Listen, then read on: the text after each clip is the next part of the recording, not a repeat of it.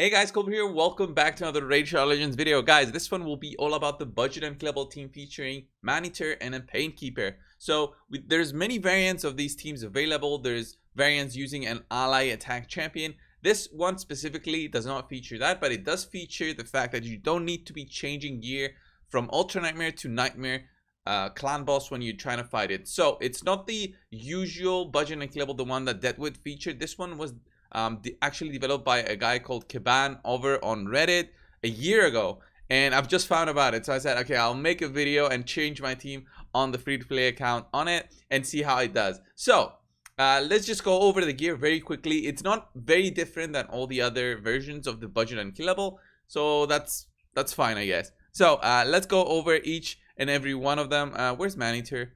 I want to look at him first. Here's my Maneater right there. The speed on Maneater has to be 256. I have him with 3 speed sets on at the moment. And then if you want to get some extra damage, then go for it. I tried to get some damage through critical rate, but that was it. 256 on speed. Then you do need to have his A3 booked, of course. And then Masteries, don't go for anything that messes up the speed. Just go for the normal War Master and then Defense route, just to get that extra bit of damage. Then we're going to be looking at Painkeeper. So Painkeeper is another very important champion for this setup to work. 223 in terms of speed, 55% crit rate, 115 crit damage, and again went for a little bit of attack, but that didn't really manage to do it. 223 is important. And then Masteries, again War Master, and then went down the support tree, although that does not matter. Don't go down the defense tree and get this, because this will mess up your teams. The retribution will mess up your rotations because of her A1. So in terms of skills, maxing out their skills, you do need to have her A3 maxed out and the A2 maxed out for the cooldown. So that's a lot of rare books, but rare books are the easiest to get, I guess. And then in terms of your champions, you need to have 2 champions that are over 180 speed. One of them, for this specific video, let's say an example would be Frozen Banshee. I have her with the lifesteal set. You don't need the lifesteal set, but it does help in the sense that it will make it clear on who will be the slow boy getting the stun over by the boss. But if you don't have one lifesteal set, it's fine, as long as you do the HP and defense right. I'll go to that after I finish going over the champions.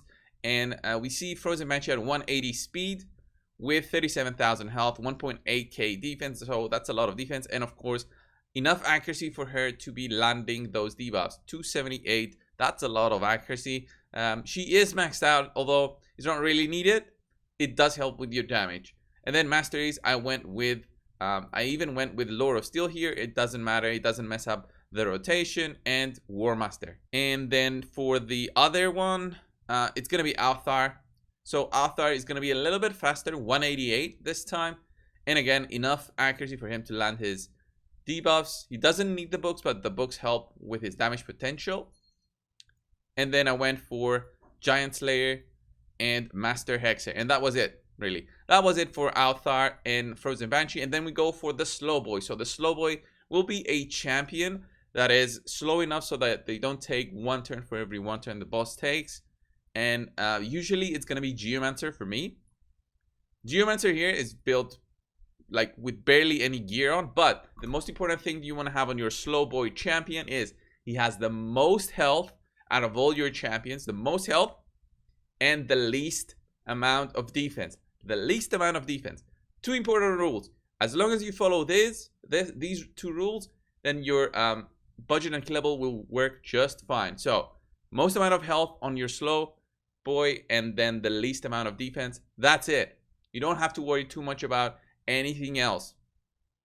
Of course, the health bars of everyone shouldn't be extremely low, so you shouldn't have 10,000 health on your champions, and you know, barely any defense above this. It should be a healthy amount above this. So if you saw my Frozen Banshee, you had a 1.8k defense compared to this 1.1k.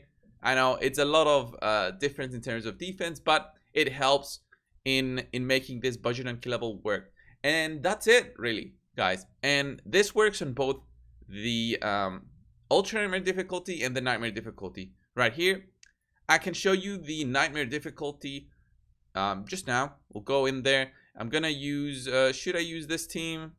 Yeah, I'll use this team. So this team has Of course, two level 50s. The level 50 here is going to be my slow boy. And then this, actually level 50 Vizier is just fine because he's on a lifesteal set and he's strong affinity here. So he will not get targeted by the boss. So I don't mind there at him being level 50. And the speeds are 188 here on Althar and 180 on Vizier and 129 on the slow boy. So let's go in there and I'll show you the setup and how it works. On the custom AI, if you have a Vizier, by the way, just make him do only his A1 and that's it. So in terms of how the rotation works on Nightmare, guys, this is very simple. It's just you go with an A2 first in Maneater. Then you do an A1 with Painkeeper. You can just press auto for whatever else is coming. And then right before Maneater goes again, you make sure that he does his Unkillable. And here it is. And then you do another A1 with Painkeeper.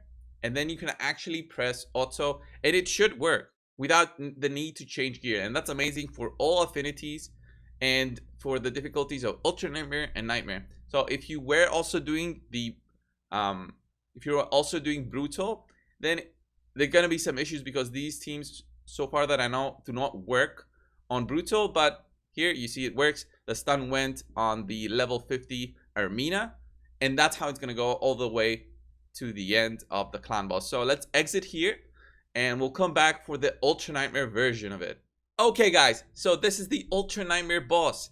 How you do with this rotation is a little bit different, but again, very easy. This time you go in there, starting out with the A3 from Maneater. We're gonna start with the A3 there. Boom. And then it's gonna be an A1 here with Painkeeper, A2, and then following by an A1. And that's it. So what I do, I press auto, let them go for a little bit, but I am careful enough so that I don't mess up my rotations. So now we do that an A2. And then on the next turn for Painkeeper, we're going to do an A1. And that's it. See, there it is, A1. And then I'll press auto. You'll notice that Armina will get the stun. She almost died there. So I guess I need to build her a little bit tankier than this. But after this, the rotation works. And it's going to work for, well, up until the end of this. So enjoy the rest of the run, guys. See on what this team does on Ultra Nightmare Clan Boss. If you do enjoy the music, it's soundstripe.com. One word, cold brew, you get 15% discount. Check it out. I'll see you guys soon. See ya.